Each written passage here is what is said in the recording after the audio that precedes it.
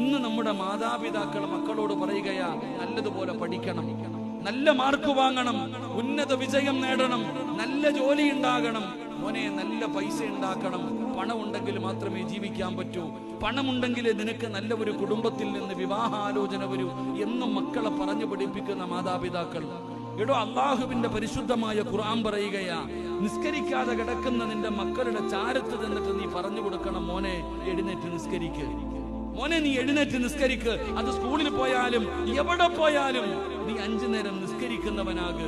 നീ നിസ്കരിച്ചാൽ അള്ളാഹു തരുന്ന ഒന്നാമത്തെ പ്രതിഫലം, മരിക്കുന്ന കാലം വരെ നിനക്ക് കഴിക്കാനുള്ള ഭക്ഷണം അള്ളാഹു തരും. ഇതാണ് മക്കൾക്ക് പഠിപ്പിച്ചു കൊടുക്കേണ്ടത്. ഉമർ തങ്ങൾ തന്റെ പൊന്നാര മകനോട് പറഞ്ഞു കൊടുക്കാം, മോനെ നീ എഴുന്നേറ്റ് നിസ്കരിക്ക്, നീ എഴുന്നേറ്റ് നിസ്കരിച്ചാൽ മരിക്കുന്ന കാലം വരെ. അല്ലാഹുവിന്റെ പരിശുദ്ധമായ ഖുർആൻ പറയുകയാ, വഅമുറു അഹ്ലക ബിസ്സലാത്തി വസ്തബിർ അലൈഹാ ലാ നസ്അലുക റിസ്ഖ നഹ്നു നർസുഖുക. അല്ലാഹു പറയുകയാ, മരിക്കുന്ന കാലം വരെ ഭക്ഷണം തരാം. എന്റെ പ്രിയപ്പെട്ട ഉമ്മമാരെ, നമ്മുടെ മക്കളോട് നമ്മൾ പറയണം നിസ്കരിക്കാൻ. വാപ്പാ, നിന്റെ മക്കളോട് പറയണം നിസ്കരിക്കാൻ. ആ മക്കളെ നിസ്കരിച്ചാൽ അല്ലാഹു അവർക്ക് കൊടുക്കുന്ന പ്രതിഫലം, മരിക്കുന്ന കാലം വരെ കഴിക്കാനുള്ള ഭക്ഷണം അല്ലാഹു കൊടുക്കും.